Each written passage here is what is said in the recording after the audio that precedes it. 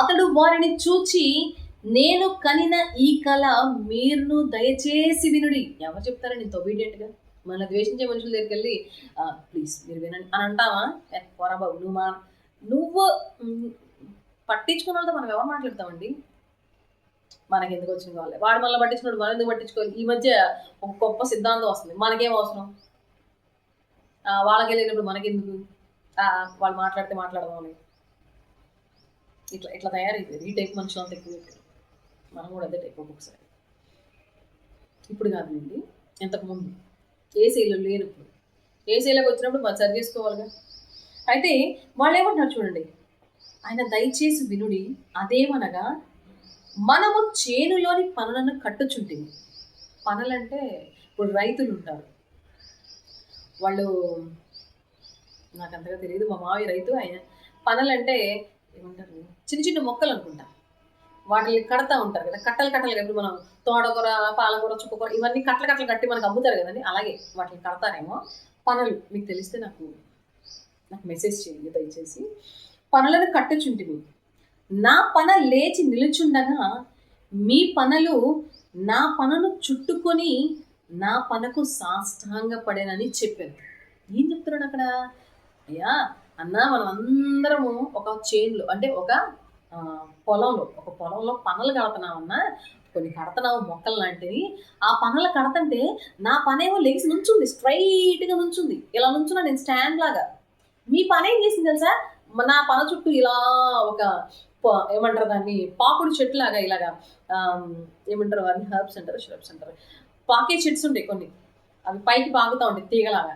అలాగా నా చుట్టూ మీరు పెనవేసుకొని, ఎంత బాగా మాట్లాడతారు చూడండి, నా పన చుట్టూ అలా ఉండి నాకు సాష్టాంగ పడుతున్నారు. నా చుట్టూరు మీరు ఉన్నారు, నేను ఇలా నుంచున్నాను అనుకో, నా చుట్టూ మీ 10 మంది, మీ 11 మంది, ఎంతమంది అయితే ఉన్నారో వాళ్ళ అన్నదమ్ములు అందరూ, మీరు అందరూ నా చుట్టూ ఉండి నాకు సాష్టాంగపడి నమస్కారం చేస్తున్నారని చెప్పాడు. మండే వాడికి ఇలాంటి మాటలు చెప్తే ఇంకా మండదు, పిచ్చి మహారాజు. అందుకు అతని సహోదరులు, నీవు నిశ్చయముగా మమ్మల్ని ఏలదవా? ఏంటి, ఏం కలలుగా అంటున్నావు నువ్వు పిచ్చోడా?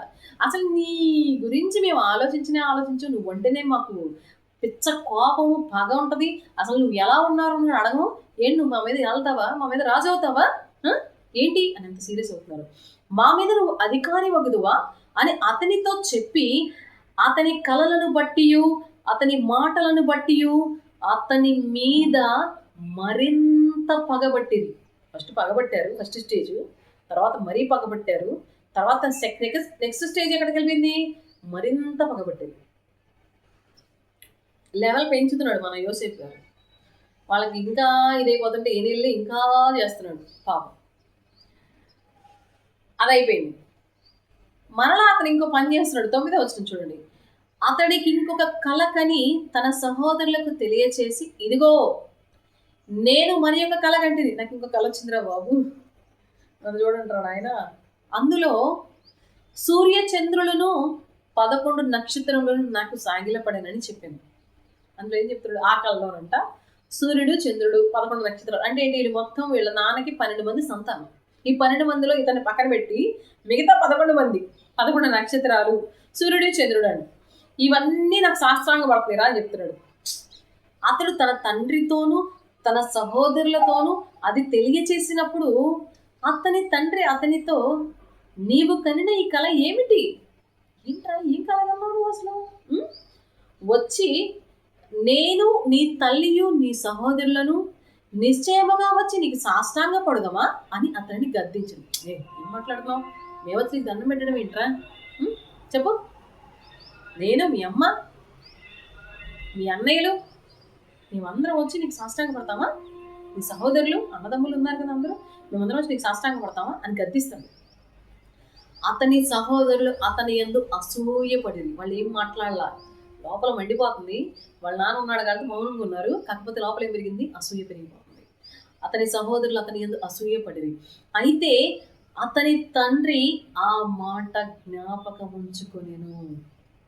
ప్రేమించే తండ్రి కదా, ఓకే, జ్ఞాపకం ఉంచుకున్నాడు, ఆయన మధ్యలో దాచుకున్నాడు. ఇది ఇలా జరిగిన తర్వాత అండి, ఇప్పుడు మీకు కథలో కొంచెం మీకు అవగాహన వచ్చి ఉంటుంది. అతనికి 2 కళలు దేవుడు ఇస్తారు. ఆ కళలో అతని యొక్క కుటుంబ సభ్యులు, అతని అన్నదమ్ములు, అతని తల్లి తండ్రి ఎవరైతే ఉన్నారో పెద్దవాళ్ళు, ఆ స్థానంలో ఉన్నవాళ్ళు, వాళ్ళు కూడా అతనికి సాగిల పడతారు, అతనికి నమస్కారం చేస్తారని దేవుడు దర్శనాల ద్వారా, కళల ద్వారా ఆ బిడ్డతో మాట్లాడుతున్నాడు. అతనికి వచ్చిన కళలను అతను చెప్పుకుంటున్నాడు పాపం.